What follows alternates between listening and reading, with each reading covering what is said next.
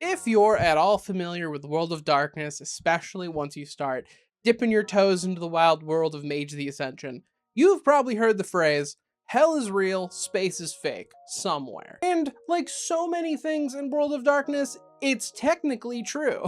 In fact, the underworld, and as Rare recently talked about on this channel, Demon the Fallen, the Abyss, instead of just fire and brimstone hell, picture hell, but like a cold void only for fallen angels where it's pure sensory deprivation. But those are very much real locations in the universe. Space is fake is such an interesting term for this because yeah, it's like mostly true.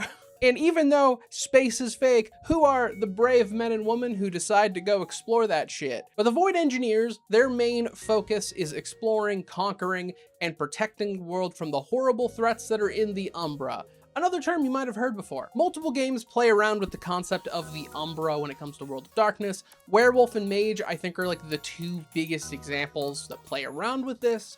But the Umbra is basically the spiritual realm. It really depends on who you ask is the thing, especially for Mage, because reality is malleable. If you talk to the Technocracy, they believe that the Umbra itself is a completely alternate dimension, a reflection of our own. If you talk to some other mages, maybe a Kavadi, you talk to a werewolf, it is the realm of spirits. It is where the spirits come and go, where the dead lay to rest. The Umbra itself is just, I mean, if you've basically played anything that has some form of alternate dimension, the Umbra kind of hits those notes.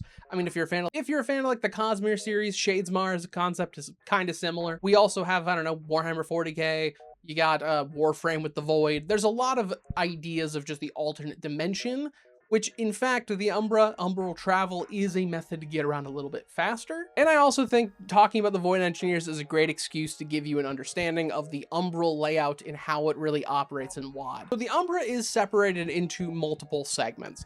Where we are, Earth, the material realm, whatever you want to call it, this is the near Umbra. And the thing that separates us from the rest of the Umbra is known as the Gauntlet. But once you are able to breach the Gauntlet, that can either get you inside of Earth, or they can get you out into the main Umbra. Overlapping us is a membrane known as the Penumbra. This is the part where your actions can reflect into the Umbra, into the spiritual. If you're playing a game line that gives you some spooky ghost powers, this is the aspect of the Umbra you're breaching into. It is also an element of your memories. Your actions bleed over. For the werewolves out there, this is the area where the Banes start to accumulate when corruption shit starts happening. And the main Umbra itself is separated into three categories. We have the lower Umbra, which is the direct reflection of memories. This is where you get the Shadowlands from Wraith the Oblivion. As in the Shadowlands, it is a reflection of our world, so everything inside the Shadowlands is a weird mishmash of the material, and things can only fade and fully die out once they are forgotten. Hence why the buildings in many of the Afterlife cities are so disparate. As someone forgets the building that once stood there 200 years ago, maybe the last remaining photograph of it burned away in a fire, that also will begin to fade away in the lower Umbra. The middle Umbra is where you could label it most as like alternate dimensions and realities. These are the places where many mage and werewolf shenanigans take place. Like if you want to go visit the Hollow Earth, it's in the middle Umbra. And then we have the upper Umbra, which this is the realm of just higher thought and concepts. It is also known as the astral reaches, but in this reality, there are places that are straight up like embodiments of concepts. Like if you wanted to go to a place where it was the pure concept of love, as in like, to use, I don't know, D&D terms, the elemental realm of fire, water, air, but like in the upper Umbra, there's the realm of love and divinity and truth. And then we also go out to the outer Umbra. The outer Umbra is what we can consider space. In the fun way of, does it act a lot like space?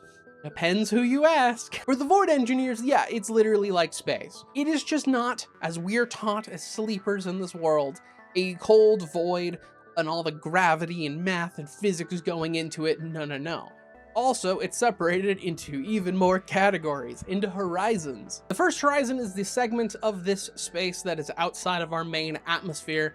This is where mainly all those constructs are built, mostly. The true horizon or ether space is really the more space part of space, but this goes out from the first all the way to our asteroid belt, making up around us the inferior planets. I'm not joking, that's what they're called. These are also known as shard realms. Basically, these are like overlapping celestial bodies that make up the 9 spheres of magic. A shard realm itself is a place that actually does have its own like gauntlet and umbral space around it, so it's not that simple. Outside of the asteroid belt, once you get over, closer to Jupiter and all that, this is the deep Umbra. These are the far reaches that the Void Engineers largely do their shit, and this is like the scary spot. This place is dangerous and spooky and creepy and where a lot of monsters come out. And it's where we get into the really fun aspect of playing Void Engineers is like a sci-fi adventure, but you don't have the hallmark of some sci-fi where it doesn't need to kind of sort of relate to physics, because it's magic still.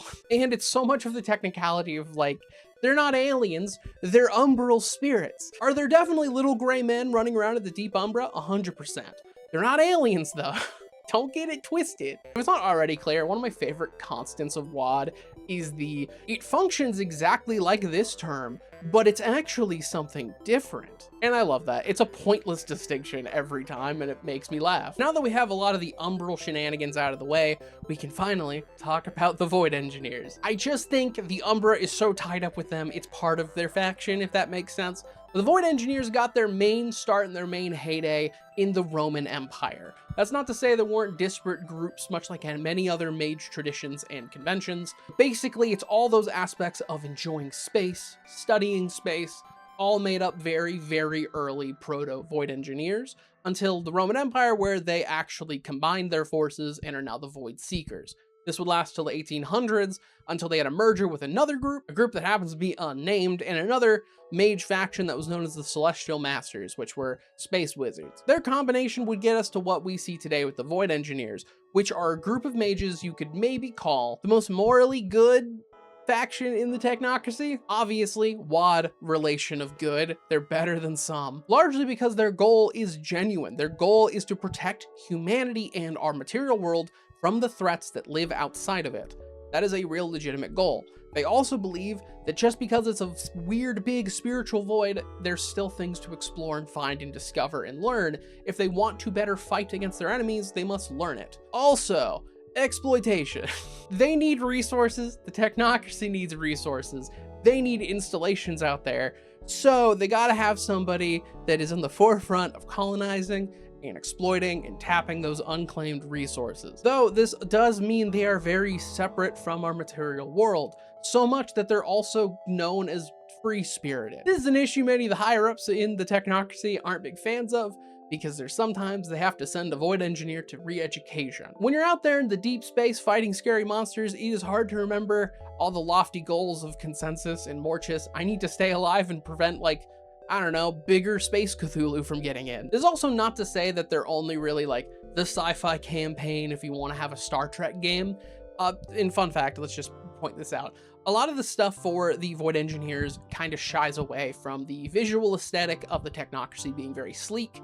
An analogy I saw and I enjoy is, wow, the technocracy is like Star Trek, the very sleek design tech. Void Engineers run a bit more like big budget sci-fi, or at least very kind of industrial sci-fi. So the visual aesthetic is more similar to maybe Star Wars, also maybe The Expanse, and leaning a little bit maybe more Warhammer than your Mass Effects, things like that. I will give my kudos to World of Darkness and White Wolf that they're able to, inside of Mage the Ascension, hit so many different sci-fi aesthetics without them all feeling overlapping. Technocracy, very sleek, sci-fi future tech. The Void Engineers hit that more bulky sci-fi. It is the place you go if you want your gravity capacitors, your quantum flux resonators, your, I don't know, black hole guns, the big cool shit. Virtual Adepts being very like cyberpunky and very techy, while we also have the Society of Ether hitting that very like steampunk mad scientist vibe. It is genuinely an accomplishment to hit different elements of the same genre and have them feel visually distinct. It is also important to say, I don't think it's full accurate to picture the Void Engineers just going against like little gray men or big scary monsters. As sprinkled throughout World of Darkness, and I've talked about them in a few of my videos, there are discussions of entities that are outside of our world and really wish to get in. Two examples just off the top of my head, I mean, they're both from Vampire. Subtle advertising, go watch my videos again. The Followers of Set or Clan Ministry, if you go to the history of the Antediluvian of Set, there's actually a tale that there are these creatures, these unknown things outside of reality that he has to stop. As well, if you take the Dark Age view of the Bali, the demon vampires, where they have the children, in the Dark Age's telling of the Bali, it is specifically, they do evil things to keep these things asleep. There's a chance these are antediluvians, but it's pretty hinted that they could also be something from the far out Umbra. Those are the threats that the Void Engineers stop. And kudos to them. As well, this is just a fun tidbit before I get into their actual sphere of magic, their custom sphere. A fun little tidbit I found is that because the Void Engineers spend so much time outside of our material world, the idea of consensus just isn't really a thing. This is a reason why many mages and technocrats, they build these different dimensional realms that they can live in. Horizon constructs for the technocracy, especially for the big higher ups, they're made in such a way because if you have too powerful of magics, existing in reality accumulates paradox, and it makes it really difficult to even be around. So they can create their own consensus somewhere to do whatever they want to do or just to exist. Outside of that, yeah, you just kind of do whatever the fuck you want. Everyone knows your shit. There's no reality you're adhering to. All of it works because of your belief in how reality is formatted, and for the Void Engineers, it's this sci-fi vibe. If they want to actually come on Earth and hang out, they have special little devices that, as they're about to do something, will detect and then alert them that the action they're about to undertake will hurt consensus and accrue paradox, because it is so second nature to them that they forget that's a problem. Their actual magic sphere is known as dimensional science. This is an offshoot of spirit. In the view of dimensional science, they believe that the near Umbra right outside of our atmosphere is actually filled with a poisonous gas that they cannot breathe in, and the deep Umbra is a pressureless void much like space. So they need proper spacesuits and proper gear, which makes it incredibly funny. This is noted in one of the books. It is quite a shock when a bunch of Void Engineer operatives happen upon a Kavadi just chilling out, maybe naked by a campfire. It's a spirit world. Why would he need a spacesuit? But basically, dimensional science as an actual magic sphere is pretty limited in what it can do. It is only really useful if you're doing stuff in the Umbra. A lot of it also focuses on EDEs, or extra dimensional entities as they're known. It'll also allow you to do what is known as stepping sideways, which is the term for entering the Umbra from our world. But if I'm gonna be super honest, just looking through its spheres, it is not something I would say you should take or do unless you are planning on doing like a Void Engineer game. There are some uses, obviously, with how free-flowing the magic is. It's just so targeted in what its scope is. But really, it's spirit with technobabble instead of spirituality. And last but not least, I want to talk about something, and the reason I saved it for the end is because it is very edition specific, but I think it's a genuinely dope concept that I really like, and I think you could work it out into your actual World of Darkness game. Largely, this is yet another part of WoD lore that's very tied to Revised Edition, because it's super predicated on the Week of Nightmares occurring and the term for the technocracy, the dimensional anomaly happening. I love giving rundowns of this, but I can also give a more targeted rundown because you want to know who is fucking responsible for the dimensional anomaly and the nuking of the Oblivion. A Void Engineer by the name of Xerxes Jones was the dude doing his relic nuke experiment when the Laughing One's nukes set off above Enoch, the memory of the first vampire city. That caused the whole shit. When the dimensional anomaly occurred in Revised Edition, it made Umbral travel really difficult, which cut off a bunch of people, a bunch of mages and technocrats in the Umbra. They couldn't get back, they lost all contact with their bosses, and being out in the Umbra completely separated, a lot of them started to get warped. This is something that is kept very hush-hush, but they're known as Threat Null. Personally speaking, I enjoy my World of Darkness written as the dimensional anomaly and the entire 6th Great Maelstrom. It did in fact happen, same with the Week of Nightmares. I am personally running it under the camp. It's one of the ideas the 20th Anniversary Edition gave out, that it happened, but it's slowly recovering, which I have so I can do things like this and talk about this. You don't need to adhere to that. There are different lore ideas that you need to introduce if that is the case. So it's personally up to you and the storyteller and what you actually want to do with your games. The real WoD is the WoD you play at your table. But I want to tell you about Threat Null so bad. Threat Null, they are warped, almost parodies of the different conventions of the technocracy, and they are so fun. I actually already talked about one of them before when I talked about Iteration X. Stuck on the planet of Autochthonia, which is, there's a real conspiracy theory about this, but it is a planet that orbits in the opposite of the sun from us on Earth. So there is no way that we could actually see it, but it was controlled by a big-ass supercomputer that they built, and now those technocrats that were stuck on Autochthonia are known as Autopolitans, and they're the Borg from Star Trek.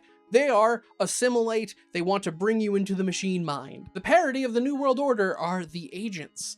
Now, they look normal, they completely act normal, but they are working for the agency. What is the agency and what are its goals? I don't fucking know. I don't think they know. The agents have this weird desire to just infiltrate and then destroy the organization from inside. They will do things to completely sabotage what is going on around them in the weird plans of the agency. Even more so, they will actually help other Threat Nulls without the Threat Nulls knowing what the fuck's going on. Like, an agent could infiltrate maybe a Void Engineer starship that's heading out, and because of very particular and specific engine sabotage, it can send them right into the hands of the Autopolitans ready to assimilate them, and they're just like, oh shit, that was less work for us. Extra funny, because they also try to, like, give status reports to these Threat Null agents, and each one is like, who the fuck are you, dog? Then we have transhumanity, the twist on the progenitors. They went super far down the route of transhumanism and are now perfect entities, but perfect entities that are all linked to a hive mind. They are very dangerous because they are capable of a lot. If you have free control over your own physical form, there's a lot of scary shit you can do. And then, lastly, the residents, the twist on the syndicate. I say the last because the Void Engineers do not have a Threat Null variant, while the Syndicate are the reflection of our kind of current capitalist hellscape of line must always go up, the boardroom executives, there's all that shit. They're still working at the goals of the technocracy. The residents are instead the dark money. They are the mob bosses, the loan sharks. They like having deals with everybody. They are 100% guilty of, like, funding the Nefandi. They are funding other terrifying groups. They've definitely worked with the Sabbat before. There's a lot of evil shit they are doing. All of their work ensnaring people into their specific web of influence and desires, where they play the shadow money puppeteers, controlling everything, and they love starting proxy wars so much. Still, it depends if you want to run this. I think it's a really interesting set of villains for a Void Engineer crew to take on. I think you could also implement these into some fun ways. If you want an alternate, like a big bad than just the pure technocracy, or like the Nefandi, something like that. I like the concept too much to get rid of it. But yeah, that actually is going to be it. Void Engineers, to be completely honest, are pretty straightforward. A lot of the like subgroups they have just depends of what vibe of you want to go more space soldiery, because they are the guys if you want to play Space Marine. More exploration. It's largely like I was labeling of that sci-fi vibe. If you want to tell stories in Mage the Ascension that fit like Star Wars, Warhammer, The Expanse, something, these are methods to do it. But yeah, I want to thank all my channel members who make all these videos possible. I'm super appreciative. And I want to give a huge shout out to my top tier channel members. That being Fenris95, Megas Cadron, Pork Chomp, Rocks, SSJ Werewolf, and Czar's Shadow. Thank you all so much, it means a ton. But yeah, that means we have 2 more conventions of the technocracy to talk about, which will be very fun. Other than that, I'll keep posting stuff as I post it. Probably be talking about Vampire and Werewolf here soon again too. So like, comment, subscribe, join my membership, join my Discord. See ya.